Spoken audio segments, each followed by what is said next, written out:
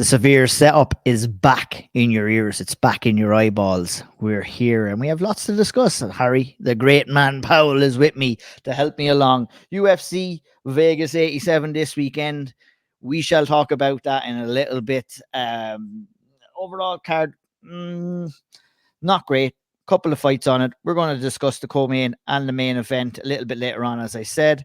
Couple of rule changes which were proposed. Andy Foster did share at the last California State Athletic Commission his plans to change up some of the rule sets when it comes to grounded opponents. We're going to discuss that a little bit later on in the podcast. But first, I think one of the biggest news stories in the last week has been the signing of Kayla Harrison to the UFC, somewhat out of the blue. Very appropriate timing considering, what's been going on right now. And I think, it is quite a hot topic right now. There's lots to discuss surrounding Kayla Harrison signing, timing of it, weight classes, etc., potential competition that it may bring to the women's bantamweight division.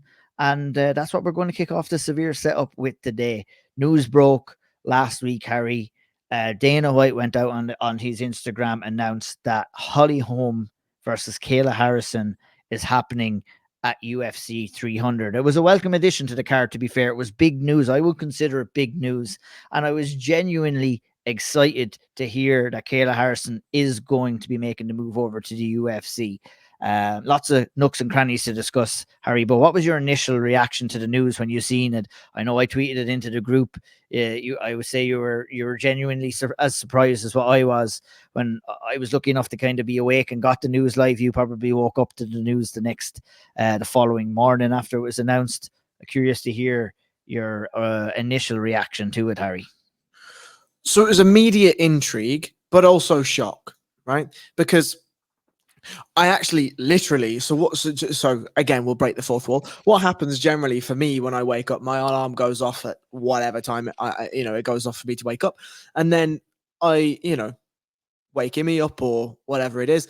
And then I'll check my phone. Mostly I'll just check WhatsApp to see whether anything mental has happened in MMA overnight. But I'll also check whether there's anything that's happened that I need to deal with immediately. Fine, whatever.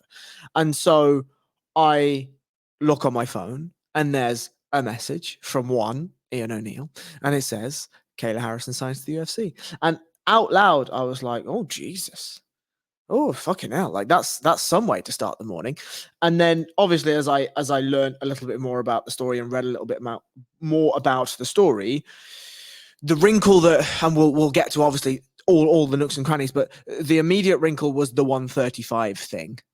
And, I think that's a massive, massive thing in terms of Kayla Harrison's future in the UFC, but also the specific fight that she's having with Holly Holm. Now, I think that as that news sort of settled into me, my immediate reaction really tells me how I feel about it, which was, that's a great addition. We've wanted Kayla Harrison in the UFC for quite a while. There have been matchups we have wanted to see with names that we know in that division for a little while. As that settled for me, my secondary thoughts were, I don't like 135, but I understand why it's 135. Is it a little bit too little too late?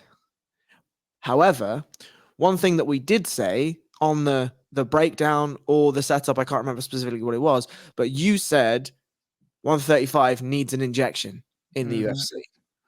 And this is a fucking injection in Kayla Harrison. Make no mistake about that.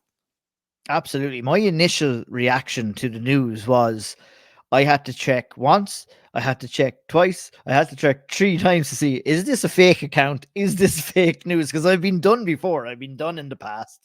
We've all been done with a little bit of a fake post, a little bit of fake news. There's a lot of it going around today. And I was like, it was almost unbelievable. I was like, whoa. And it's not that I was surprised in general that Kayla Harrison had signed for the UFC. Like, I could see that. I thought it would have been a good idea for her. And I thought the last year was quite a big waste for her, basically sitting on the sidelines.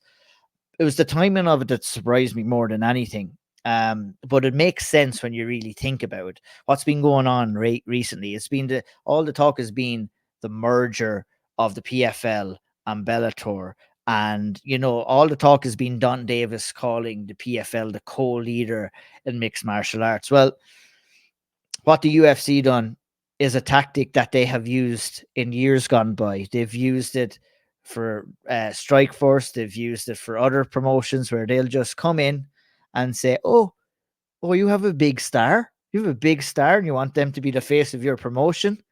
Get on over here. Get on over here. And that's what they did with Kayla Harrison. It was like, I described it, I think, on Twitter as a big brother move by the UFC.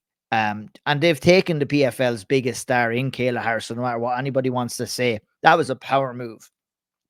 And, you know, looking at that, you know, with the MVP signing, you know, it's promising signs that UFC are kind of looking to maybe stack up their talent a little bit more. What does the specific signing at this particular time tell you about the UFC's intentions moving forward, Harry? So I will just challenge one thing you've said there, that Kayla Harrison was the biggest star in the PFL. I think Francis Ngannou was the biggest star in the PFL. Well, Francis hasn't even fought yet, though, dude. I'm with you. I am 100% with you. But Conor McGregor hasn't fought in 2 years, and he's still the biggest star in the UFC. True that. So, like, I think what I totally agree with, though, is the UFC knew exactly what they were doing. Exactly what they were doing. They knew that the PFL Bellator merger was happening way before we did, right? Of course they did, right? That's how the industry works. Equally, they knew who they wanted, right? Because let's just take this one step further, right? The PFL, this massive regeneration, this merger, this acquisition, this whole fanfare and all this, oh, fucking hell, maybe there is finally someone with this combined roster that's actually genuinely pretty fantastic. This roster that can go and challenge the UFC. Fine. Dana White says, go and get me Kayla Harrison, who's the second biggest star in the PFL, and then we are going to rocket her to a title shot. And then immediately forget, I can't believe I've forgotten the lady's name. Priscilla. No, what's her name? What's the lady's name that beat Kayla Harrison? Larissa Pacheco. Larissa Pacheco, thank you. So forget Larissa Pacheco. She doesn't exist anymore. Kayla Harrison, the UFC 135-pound champion. Right? Like that's the storyline. That's the story arc. That's what we're working with here. And so my thoughts on what it does for the UFC's play-by-play, right? Because MVP, I don't like the MVP signing. I don't know whether I've said that publicly. And I mention MVP because MVP in his mid-30s, like Kayla Harrison, I think that has to be said. It's like, you know, it's not a young star, but it's definitely, you know, with Kayla Harrison, I wouldn't say Kayla Harrison or MVP, it would be, you know, obviously not worldwide known, but I think anybody who knows or is kind of really in depth with mixed martial arts knows who MVP is. All the hardcore, shall we say? I guess that's the way we label the fan base that would follow it like really closely. And you know, Kayla Harrison is at 35, MVP is at 35. And I interrupted you rudely. Why do you not like the MVP signing? It's 6 years too late. Yeah. Like the problem we have here with MVP is there is absolutely no time to build him at the elite level, right? And in Bellator, he was given so many pick-em or tune-up matches. Sorry, not pick-em, but tune-up matches where when we got to him at the elite level, we saw that he was at the elite level, right? He made one silly mistake against Lima when he tried to do a technical stand-up, but he did it forward rather than backward, got hit with an uppercut. Grand. These things happen. Then it was a very, very, very close fight with Douglas Lima the second time. And then he goes in against a fantastic fighter in Johnny Eblin. He fought Johnny Eblin, right? No, it was one of the pounds. I'm confusing He fought Douglas Lima. And then he fought a guy who wrestled really well against him and didn't do anything else. And I've forgotten. Logan Storley, I bet it was it? Yeah, I have now. That's me deeping into my MMA knowledge. It's unbelievable. But like the Logan Storley matchup, we knew that the wrestling was MVP's weakness, right? But Logan did very little damage in that fight. And so we knew previously that was MVP's sort of Achilles heel, and that's fine. But now, when we're in the UFC at 34 or 35 years of age with him, you either have to do an immediate massive name or we do one name and then we're off to the races. We can't do the slow build at 170 to then put him in a title picture, you know?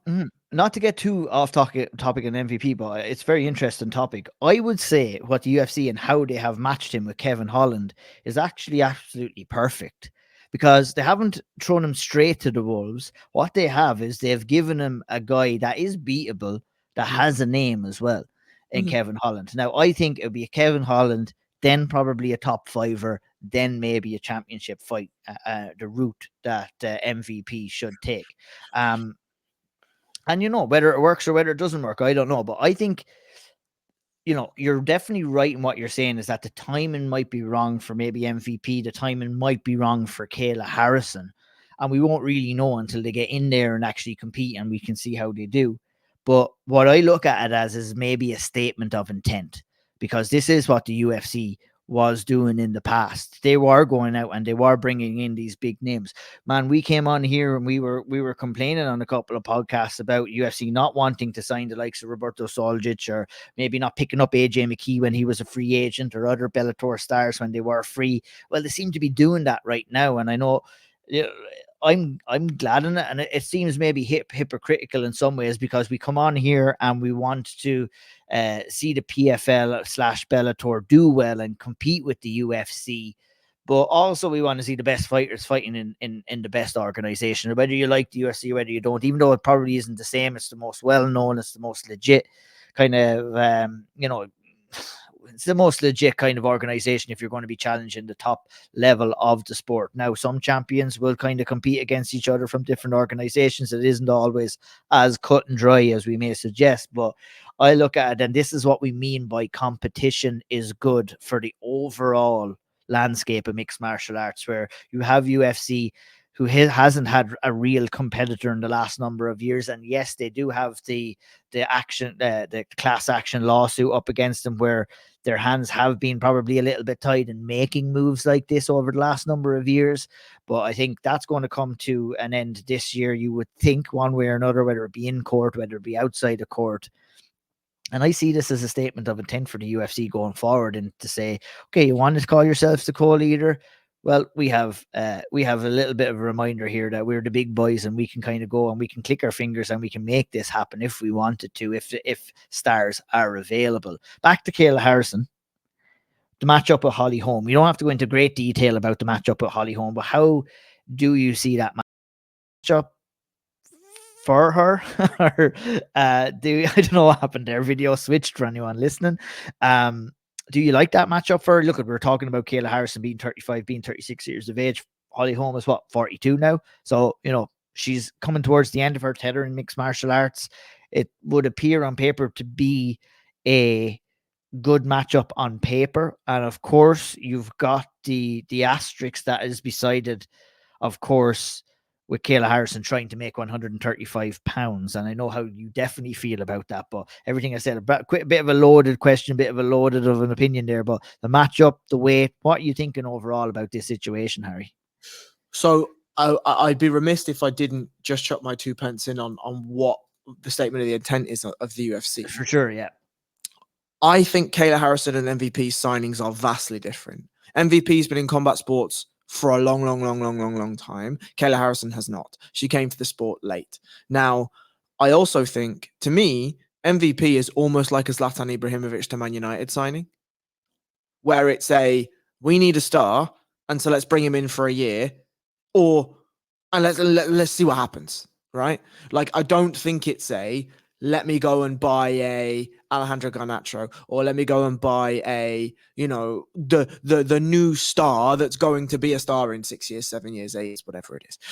With Kayla Harrison, though, I think that is a totally different signing, and that you wrap that up so nicely, in my opinion, is 135 pound needs an injection, and Kayla Harrison absolutely gives that. And it's also PFL are chirping a little bit, and so the UFC just settles them down a piece by taking one of their biggest stars. Now, on the Holly Holm and the matchup there with Kayla Harrison, I think it's a good matchup, because Holly, albeit not having actually the most successful run of late, she is a very, very, very well-known and well-respected name, very well-known, very well-respected competitor because of the Ronda win, because of the Bethe Correia knockout. And so whilst Holly has been adding certainly some grappling elements to her game, you would have to say that Kayla has the upper hand in those grappling exchanges. It means that we are going to see Kayla tested on the feet, because Holly obviously has nice side kicks, some nice boxing, some nice jab, a good side-on stance. But she also is known at times for fighting on the outside and doing a lot of nothing, right? And so Kayla can utilize those specific reactions to force clinches and to force, obviously, her judo throws and wrestling and these sorts of things. So it's a good test for Kayla, but it's also a very winnable fight for Kayla. And if she comes through it, well, she's just beaten Holly home, right? And so the next thing is always going to be a title shot of any fashion. It is always a title shot. The UFC know what they're doing here. Absolutely, yeah. Very, very smart move. You know, that would lead into a fight with obviously the champ at the time, whether it's Pena, whether it's Jessica Pennington. But we have one Amanda Nunes that's sitting on the sidelines too. That is kind of, she came out and she was flirting with the idea of coming back. Maybe she knew a little piece of information that we didn't know at that time. But this is tailor made in 1 year's time, or maybe at the end of the year, to see a big fight between Kayla Harrison and Amanda Nunes, a fight that, probably we were hoping would materialize 2 years ago. And I think overall, it is what we both stated. It is a much needed injection into the women's 135-pound division, because we were talking how bad the quality was of that title fight. And now all we are kind of talking about is our excitement and our wonder of how Kayla Harrison is going to do. So top-notch stuff there. And we'll obviously get into Kayla Harrison and that fight with Holly Holm a hell of a lot more on the build-up to UFC 300. It was kind of a news story that, we used to kind of get more on a regular basis, with this big sign and this big surprise and a secret behind it as well. So I think it was a worthy opening up to this week's episode of the Severe Setup. Like I mentioned, we do have a UFC this weekend. Roman Dolidze versus Nasruddin Imavov is your headline in an event on the UFC Apex card. In the middleweight division, Dolidze does kind of get his chance to kind of move further up the rankings there. Renato Moicano versus Drew Dober is your co-main event that I was waiting for. That is the money sign. That is going to be organized chaos there. And those are the two fights that we're going to really kind of just dig into, have a little conversation about. We just briefly brush through very, very quickly the rest of the card after that, just to let you know maybe any other highlights and fights before we move on and talk about the new proposed rule changes. Harry, the main event, Roman Dolidze, Nasruddin Imavov. Dolidze coming off a loss of Marvin Vettori, had a very, very good 2022, picking up 3 wins there. Obviously, took that loss last year against Marvin Vettori by unanimous decision. Vettori is a tricky customer. He knocked on the door of the top 5. That door was shut by Marvin Vettori. He gets a chance to kind of stake another claim against Nasruddin Imavov, who's coming off a loss of Sean Strickland, obviously, in his last fight as well. So both of these guys coming off losses, both of these guys looking to kind of pave their way to kind of take on that top 5 competition again. What do you think of this fight? How do you think of the matchup is for both of these gentlemen? So I think with Imavov, right, we'll start with him. That loss to Sean Strickland has aged really, really well, right? Strickland obviously goes out, wins a title, and then has a very, very, very close competitive fight with Dricus du Plessis, right?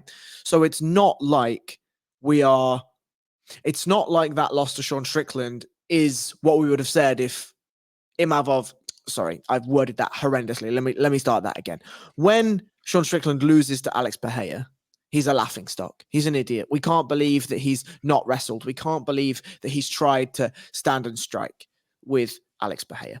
Imavov loses to Sean Strickland, and we're like, oh, fucking hell, lads, here we go. Like, this fella, we thought he was great. He's not great. He's not the prospect. He's not this. He's not that. Sean Strickland then goes and wins the title and then has a really, really close fight with Dricus du Plessis, right? So, there is an aging to that fight that there's been more like fine wine than it has been with bad cheese. And like for Imavov, the accidental clash of heads with Chris Curtis was unfortunate. We didn't get to see exactly how that fight was going to play out. For him, I still don't know where his ceiling is, right? Obviously a very good wrestler. Obviously has a bit of anger issues, obviously has a bit of an emotional temperament, right? Can fight a little bit too aggressively, too emotionally. In the fight against Joaquin Buckley, he absolutely should have finished Buckley a number of times, but just tried too hard to find the finish. That's absolutely going to cost him when it comes to the higher level. But in that middleweight division, if you have solid enough, well-rounded enough boxing and a killer grappling skill set, you can get pretty far, right? Jack Hermansson got pretty far with rudimentary hands and a pretty good wrestling acumen. When we then look at the other side of this and we look at Roman Dolidze, who's somebody that I've been a fan of for a while because of the specific style of groundwork that he looks for. He's a very damaging fighter. He's a very punishing fighter. Lots of really, really aggressive body kicks, lots of body work with his hooks and his uppercuts. And then when he lands up top, he generally lands with good power. And when he understands the game on the bottom too, right? If he gets taken down or if he ends up in some form of ground exchange, he understands that it's damage first. Right. And so I really like the style of close guard that he plays. The K guard entry into a calf slicer that he hit Jack Hermansson with was very, very, very, very nice. And so Imavov, I think, whilst he's probably not going to exchange in similar fashions to that, might well be susceptible to that ground game of Nassourdine Imavov is his name. It's Roman Dolidze's ground game. But I think it's a solid enough main event. Both of them feel like their ceiling is slightly higher than where they are right now, but one of them gets to prove it. And so I like the matchmaking. I got no problem with the fight whatsoever. Yeah, it's an interesting fight for what it is. Like, I mean, it's I think this is suitable for a UFC Apex card, middleweight division. I think a big thing that I'm looking forward to seeing is how Nassourdine Imavov will adjust to his game plan, because we have said in the past that it doesn't really work. And you've especially said this about, Brazilian Jiu-Jitsu and mixed martial arts, that you're getting less and less effective off of your back. But Roman Dolidze is actually a guy who's very effective off his back. I think we've seen that against Jack Hermansson. So it adds a nice little wrinkle in here. Wondering, obviously Imavov known as a wrestler, but he does kind of have that karate kind of outside fighting style with wide stance, similar enough to Cyril Gane. It seems to be somewhat of a product of the MMA factory as well. Who kind of have that wide stance. I'm looking at Roman Dolidze. Is he going to attack the leg here? Is he going to try and take that base away from Imavov? Those are two big wrinkles that I'm going to see. Will this be a fight that you can see? Well, it's hard to tell, but if you're Imavov and you know what you know about Dolidze, are you going to be more wanting to take the fight down, or are you going to be happy to kind of play that tactical battle on the feet in this one, Harry? Well, that's the question I have too, right? Like one of the things I enjoy about strikers who can wrestle really, really well, either offensively or defensively, and we look at somebody like Arman Tsarukyan, they are so willing to throw legs. They are so willing to throw kicks of all sorts, whether it's high kicks, low kicks, body kicks, whatever it is. They're so willing to throw them because they are so comfortable in the grappling ranges. Now, we know that Dolidze's takedown defense isn't the strongest part of his arsenal. However, he has a really, really, really good ability to find his way to a close guard, get collar ties, and start slamming in elbows into the tops of people's heads. And he is really, really good at that because it offers a dilemma, right? What do you do if you're Imavov then? Do you stand? And if you stand, he's going to drop to a K guard, or he's going to start to wrestle up from those positions. If you sit and try to defend yourself and cover, he's just going to keep hammering you, right? So it is an interesting dilemma. I think if you're Imavov, you want to grapple, but you want to grapple against the cage, right? You want to stick him up against the cage where close guard's really, really difficult to get to. You want to drag him into those 4-point exchanges, those one hook exchanges from the back where he's constantly looking to threaten his back, constantly drowning him in pressure, constantly filling up those arms and legs with lactic acid. And if you are going to grapple, those are the realms with which you want to, if you are a Mavov. I think the difficulty that he's going to find is putting Delidze's back on the cage with pure striking. Because Imavov's footwork, I don't think is as good as Delidze's footwork. If he just blasts himself into a clinch and pushes him against the cage, fine, that's an option that can certainly work. But is that going to work for 5 rounds? I'm not sure. Genuinely, that's a question I'm not sure. And so those specific wrinkles, is Imavov going to be willing to play on the ground in open cage space? Maybe, not sure. We might see an element of Imavov here that's going to take Delidze's best part, one of the best parts of his game, and try and beat him there. Is Imavov going to be able to get Delidze to the cage enough where he can start to drain that gas tank a little bit? Is Delidze going to come in and take away the base, as you've said? Is he going to be confident enough in the groundwork to really, really let fly with one of the best parts of his arsenal, which are his kicks? Loads of questions. Lots of questions. We will answer them on the balance breakdown next week while we're covering this fight. One last question for you, and I mentioned it already, about Roman Dolidze and how, effective he is off his back. And it's something that we don't see all too often in modern mixed martial arts. Is the key of being effective off your back, Harry, activity? Because we see a lot of fighters that do just accept that position. But like you mentioned it, the simple use of the elbow off your back is absolutely huge. It can force the person on top to change position. It can get them unsettled. It can get them off their base. You might open up sweeps and everything like that. And it seems that like Roman Dolidze somewhat broke the kind of opinion that, you can't be effective off your back. But why do you think we don't see that kind of activity from other fighters inside the octagon? Because it's risky. Yeah. Right. Like I think that there are 3 fighters that come to mind that have that similar style. One is Roman Dolidze. The other was Tony Ferguson back in the day. And the other is Chito Vera. Right. Those 3 gentlemen have figured out in their own respective ways, right? Slightly different way for Tony Ferguson as to Chito Vera as now to Roman Dolidze. But they have found a way to prioritize damage over everything else when it gets to ground exchanges. And just to reiterate, because it's been a hot button topic recently, the judging scoring criteria says that if somebody gets taken down, it's just a position change. So you can fight as effectively from the bottom if you are landing damage and your opponent is not, right? You will be winning those ground exchanges. And for somebody like Dolidze, it's a really, really interesting deterrent. Now, sort of overarchingly, why do I feel like grappling has sort of deterred is because fighters are so used to close guard being a static position in rounds for the most part. It's really easy to hold somebody in close guard for long periods of time. If they stand, you can pull your knees towards your chest and start to break their base back down and pull them back down. You can control arms, you can look at legs and force people to sit back down. But all that changes when strikes are involved, right? For both parties. And for the most part, it favors the person on top because gravity is on their side, right? They can build up, they can slam you in MMA, obviously, and they can land massive shots from the top if they posture and drop all of their body weight, including that gravity, onto you. Equally, because your hips are slightly less mobile from a specifically closed guard situation, it's then more difficult for you to move your head side to side to get out of the way unless you have underhooks of legs or arms. And so I think the risk to reward ratio for most fighters is that if they get to close guard, that's a purely defensive situation.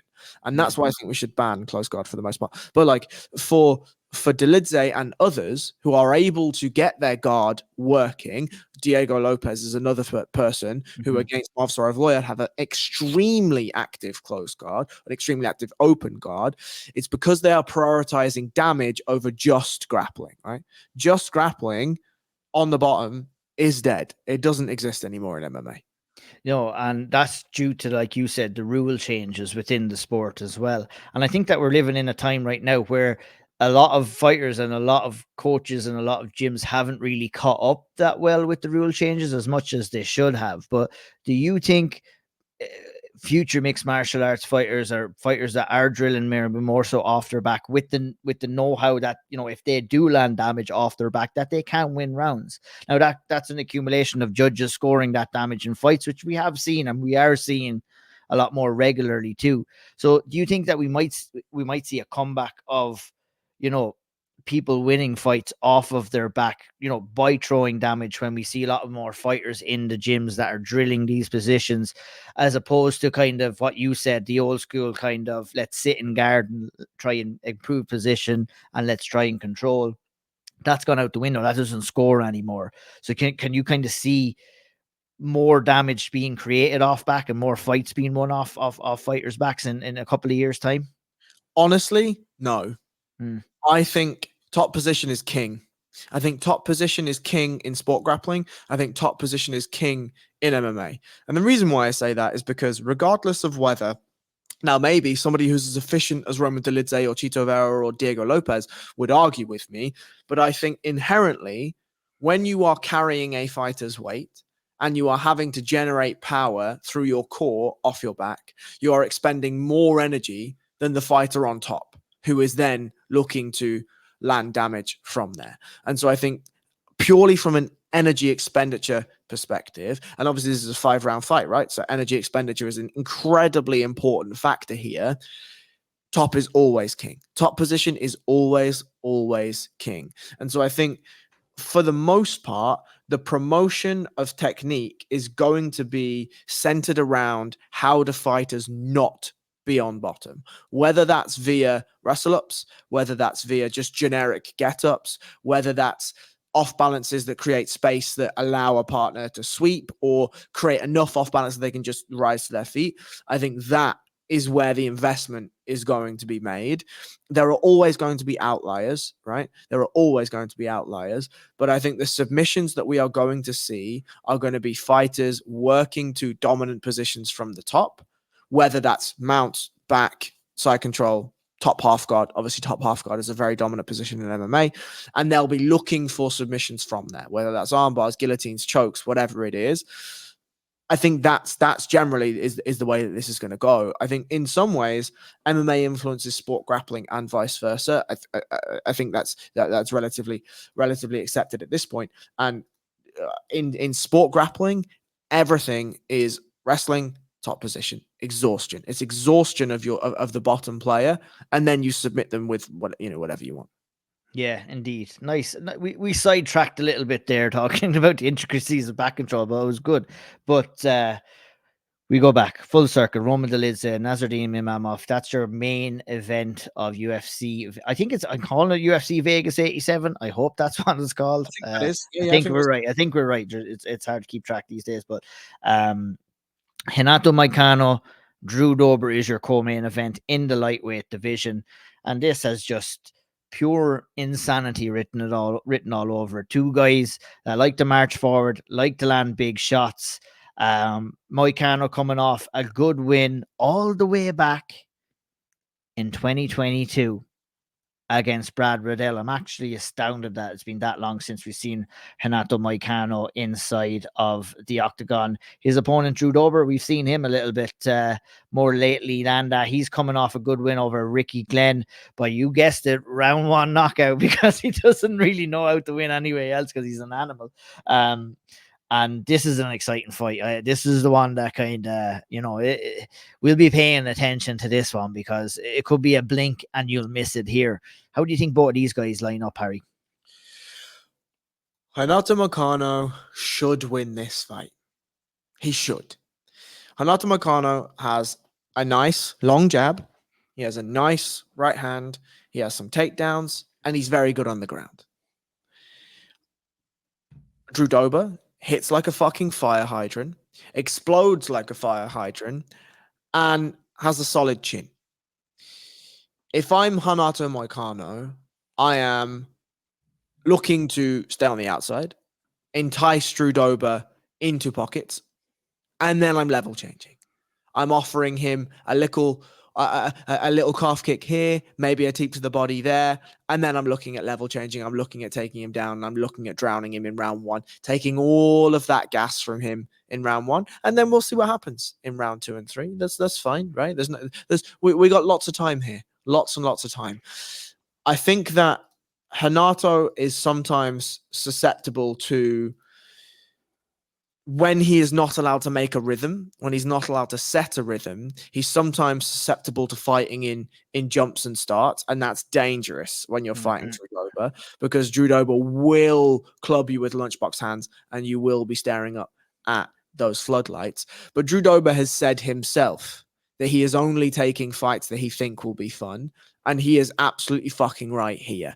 Renato Moicano, as I said at the top of this, is a more well-rounded fighter than Drew Dober. I think he has a higher ceiling than Drew Dober.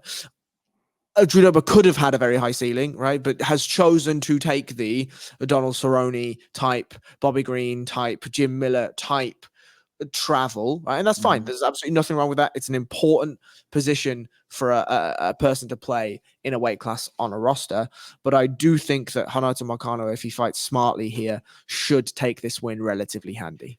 That's the ultimate key here. It's the ultimate key. He's got to go in there and fight smartly. He's got to go in there and work behind that jab.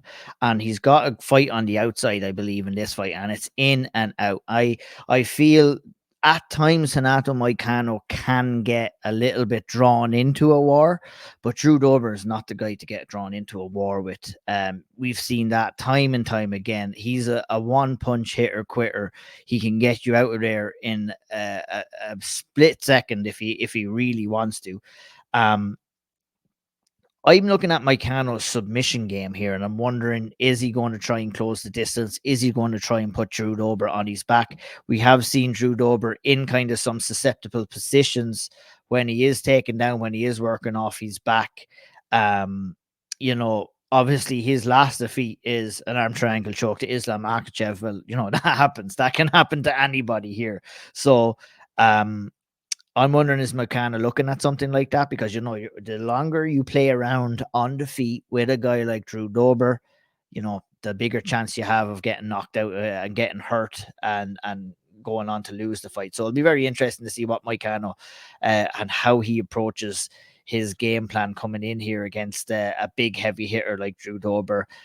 Looking at the rest of the card really quickly, we'll take you through the main card. Randy Brown versus Muslim Sadikov at 170 goes down. It should be an all right fight. Viviano Araujo taking on Natalia Silva. That's an all right fight as well. Alashubab Hizriev will take on Mahmoud Muradev on the main card. Gilbert Urbina will take on Charles Radecki in the main card opener as well. Looking at that main card, any standouts to you really, or anyone that you're half looking forward to? I would guess Natalia Silva is one of those. I know she's been impressive in her last number of fights. I think definitely, as I've said before, I have a real soft spot for Randy Brown. I Yeah. think this is an interesting fight with Muslim Salikov. I think Randy has the ability to win that fight, but again, it's which Randy Brown turns up. Always interested in a Natalia Silva fight. She's a firecracker, and Vivi Araujo is somebody that had the Sean Sheehan seal of approval, so we must always look out for her. And then fair play to the other two fighters. The other sets of fighters. Yeah, absolutely. One more fight I want to stop on before we move on to the rule changes, and that is Molly McCann is getting in there against Diana Balbita at 115. It will be a chance for Molly McCann to put a little bit of shine back on her mixed martial arts career, obviously coming off 2 losses to Erin Blanchfield and Julia Storolenko.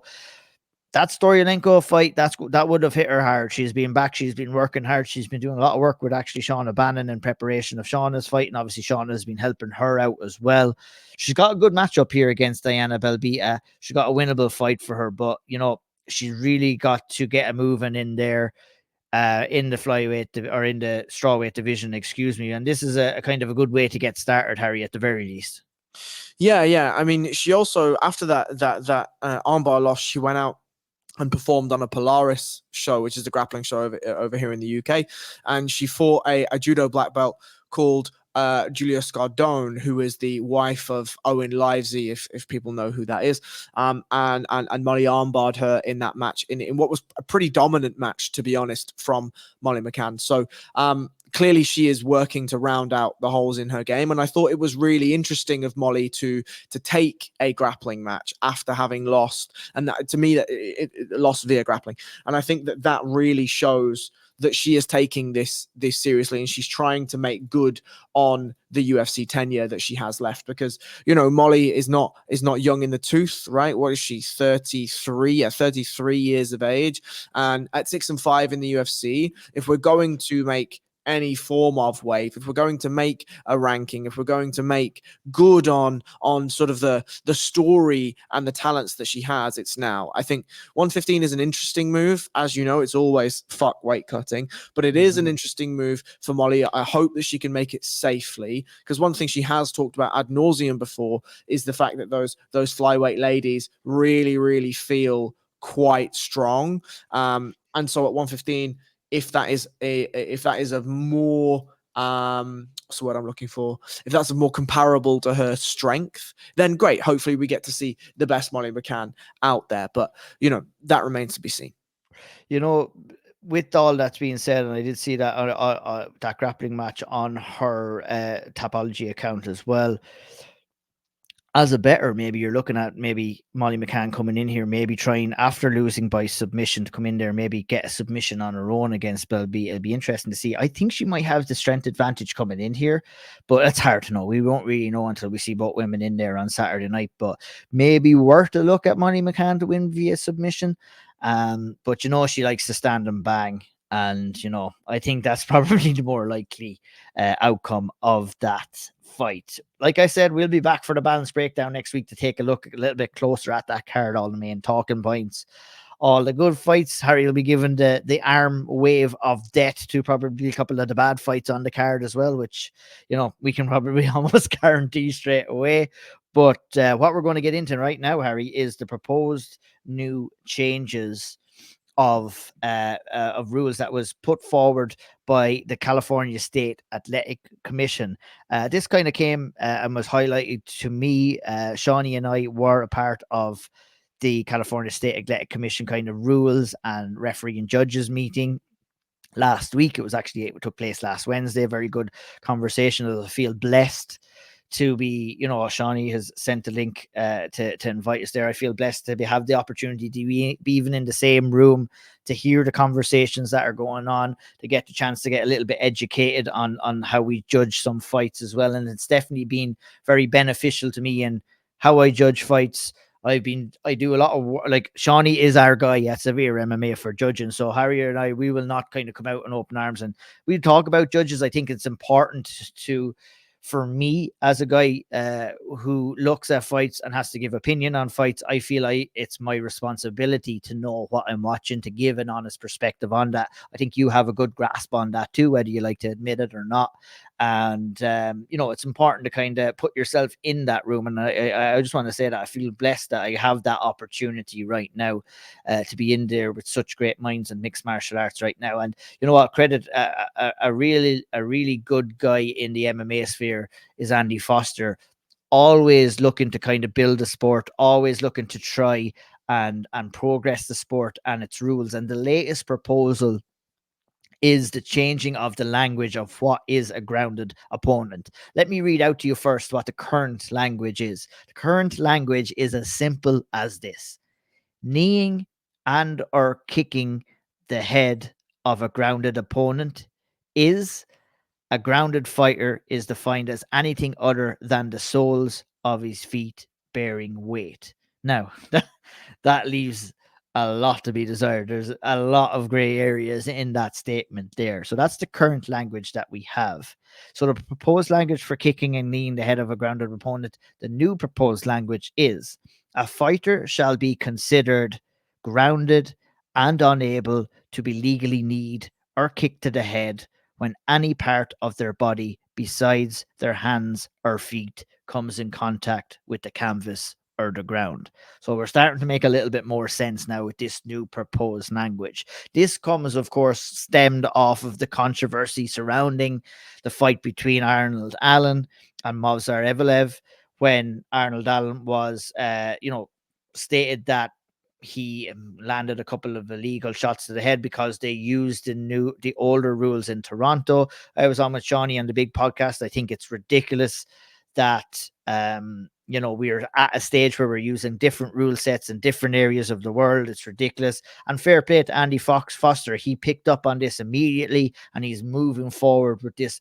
proposed definition of a ground opponent. And it has to be stated that this is not set in stone yet. This has not been accepted by other commissions. This is not a new rule yet. This is something that they're going to propose at rule changes meetings. But as we've seen in the past, Harry, the Nevada State Athletic Commission, along with the California State Athletic Commission, are the kind of leading forces in these kind of changes. And if they propose and accept these new changes, the likelihood is that it would be, we hope, universally accepted by all parties involved. And I think this is a massive leap forward in the benefit of the support of the sport, the benefit of the referees, to be honest, as well, is going to greatly help them in kind of being put in bad situations. Because Mark Goddard in that fight, Harry, was put in a real bad situation, and he handled the situation excellently, it must be said. So I'm just curious. Look, I broke it down. I've laid out the table for you. What do you think of this? How do you feel about the proposed new language and how it may benefit the sport? And do you think it will benefit the sport? I think I know the answer to this already. So the answer is, of course it will, right? Like, I think for the most part, we should, as much as possible, have a ruling handbook or rule book, whatever that looks like, that is as clear as possible. Not just for judges and not just for referees, but for fans also, right? I think it is very rare, bless you, bless you again. It is very rare that any fan will watch a sport and not know the rules that they're watching under. I think it's very rare. Like, okay, you may not know some very nuanced, very specific rules when it comes to football or NFL or the NBA or, whatever you watch, fucking tennis, darts, whatever it is. There may be a spurious random rule that you just don't know, and it comes up and you're like, oh, fucking hell, I didn't know that. Fair play. But it is so incredibly amateur to think that we are in 2024 and people, one, don't know the rules of MMA, and two, the MMA isn't working underneath a unified rule set. So I echo entirely your statements on the big podcast, which is, it is just childish that all of these commissions can't come together and allow fighters to fight under one rule set. One is fine. One is fine. If somebody like a one championship or a PFL or whatever wants to make a specific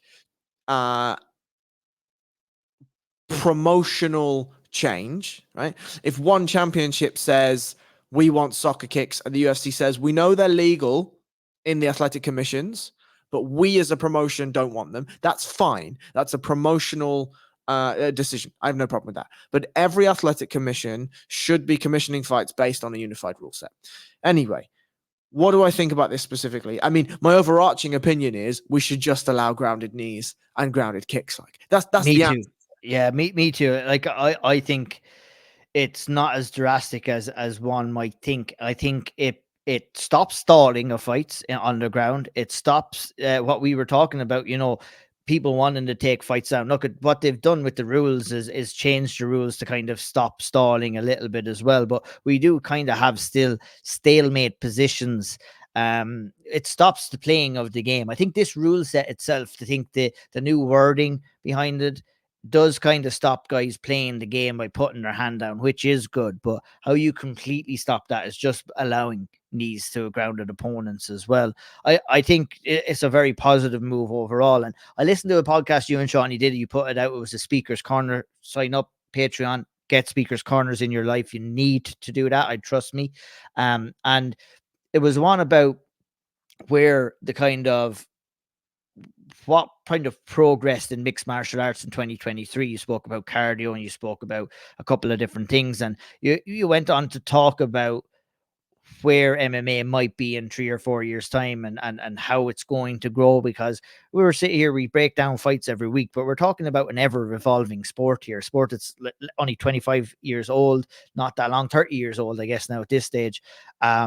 And moves like this will really set the path forward where we can see high level mixed martial arts, because I don't know what goes on behind the scenes, but it's absolutely nonsensical in my world that, like you said, that your fans are watching the sport and they're not fully knowledgeable on it. But like, when you're watching one thing in one state, you're watching another thing in another state, it is hard to keep up. And it's number one for me, the big problem with the way things are situated around certain rules within the sport is that how are fighters supposed to train for that? Because if we're training for one rule in one area and the other rule in the other area, you're always going to go into that, like, you know, zombie like mode where, you'll go into that flow, and sometimes you throw shots without even realizing that you throw shots when you're in there, when you get to that flow state. Um, and Arnold Allen was training for that, because what he did, if they were fighting in Vegas, all of those knees were legal, and it might have bared a bigger outcome on that fight. But it also makes it way more difficult for referees, where Mark Goddard was, like I said, in a difficult situation, where he had to kind of manage that and explain the situation. And number three, it makes it more difficult on the judges, because how does a judge score that sequence with Arnold Allen when it's technically deemed illegal, or when the minute Arnold Allen got a warning for those knees, the judges were not allowed to score that sequence at all. And that was a huge sequence that took place in that round, which could have swung it in Arnold Allen's favor, that the fight overall. And I just think it's really positive. With this move, do you think, Harry, we should be introducing maybe more rules like this? Of course, Andy Foster has proposed the changing of the rule from 12 to 6 elbows to allow those as well. It's a double thumbs up. Do you like that one as well? I do. I think, look, mixed martial arts, just look at the name. It's mixed martial arts, right? Now, you can take that one of two ways. You can say, well, mixed martial arts should be a selection of techniques that we take from a mixture of martial arts. Or you can say that we take all of the martial arts and we mix them together and we see which one works, right? And it feels to me that colloquially, or from an overarching perspective, the business of MMA, the art of MMA has decided for the latter. It's decided that we're going to take all of the martial arts available and we're going to bundle them all into one, and we're going to put them in a tumble dryer and we're going to set it to spin, and whatever comes out, right? And so if we're doing that, why restrict what we put in the tumble dryer? We should just allow everything in, right? Whether it's 12 to 6 elbows. Now, obviously, there are rules, right? No eye gouges, no groin shots, these sorts of things. That's fine.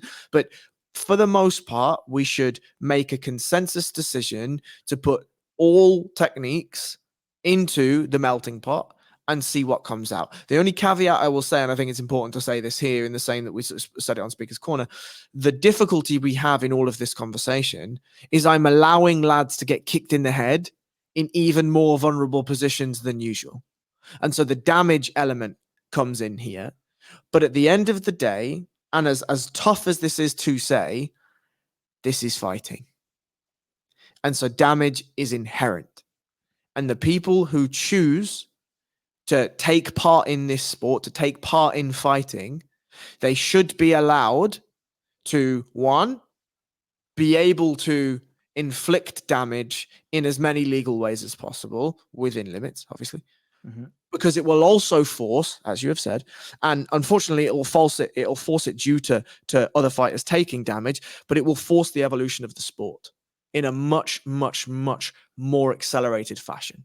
And so, whilst I wholeheartedly am here for the 12 to 6 elbows, and I am here for any gray area cleaning in the rule set that we have right now, we should also make the rule set as simple and plain as possible by having as few rules as possible, but also as clear and as clean rules as possible. Absolutely. I think that's the perfect place to kind of shut down the severe setup today. At BJJ_Harry Powell, at O'Neill MMA is where you'll catch us online. We will be back with the balance breakdown. We'll take a look at that UFC Vegas 87 card in all of its glory next Tuesday. And we'll be back with the severe setup next week as well. Thanks everybody for listening. If you like what you hear, hit the like button, hit the subscribe button, share, tell a friend. I know a lot of people did enjoy our kind of media chit chat, and we're looking to try and freshen things up and talk about topics that we do feel passionate about. So if there's a topic that you want us to discuss, feel free to leave it in the comments, whether it be on Patreon, whether it be on the YouTube channel, and we'll gladly take a look and have a chat about that for you. But for now, take care. Enjoy the fights this weekend. We'll chat to you soon.